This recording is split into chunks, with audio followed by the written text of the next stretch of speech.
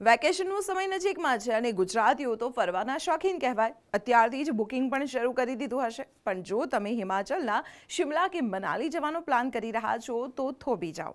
હિમાચલ સરકારની નવી entry barrier policy તમારા ખિસ્સા પર થોડો ભાર વધારવાની છે. 1 એપ્રિલથી હિમાચલમાં પ્રવેશ ફીમાં 2.5 ગણો વધારો થવા જઈ રહ્યો છે. કેટલો વધારો કરાયો છે ચાલો જણાવી દઉં. સામાન્ય ખાનગી વાહન માટે હવે 70 રૂપિયાને બદલે 170 રૂપિયા ચૂકવવા પડશે. 12+1 ક્ષમતાવાળા વાહનો માટે પણ ફી વધીને 170 રૂપિયા કરી દેવામાં આવી છે.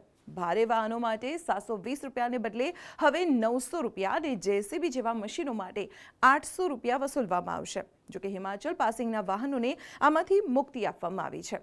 રાજ્યની નબળી આર્થિક સ્થિતિ અને વધતા ખર્ચને પહોંચી વળવા માટે મુખ્યમંત્રી સુખુના નેતૃત્વમાં આ નિર્ણય લેવાયો છે. રાજ્યના તમામ 55 એન્ટ્રી પોઈન્ટ્સ પર હવે ફાસ્ટેગ સિસ્ટમ લાગુ કરાશે, જેથી ટોલ વસૂલાત ઝડપી અને પારદર્શક બને. શું આ વધારાથી પ્રવાસીઓ હવે ઉત્તરાખંડ કે કાશ્મીર તરફ વળશે? અધિકારીઓનું કહેવું છે કે 170 રૂપિયા બહુ મોટી રકમ નથી, પરંતુ પેટ્રોલ ડીઝલના વધતા ભાવ વચ્ચે આ વધારાનો બોજ પ્રવાસીઓ અને ટ્રાવેલ એજન્ટ્સ પર ચોક્કસ પડશે. તો 1 એપ્રિલ પછી હિમાચલ જતા પહેલા આ નવું બજેટ ખાસ નોંધી લેજો અને આ માહિતી તમારા એ મિત્રો સાથે ખાસ શેર કરો કે જેઓ પહાડોમાં ફરવાના શોખીન છે. અને આવી જ અપડેટ્સ માટે જોતા રહો સંદેશ ડિજિટલ.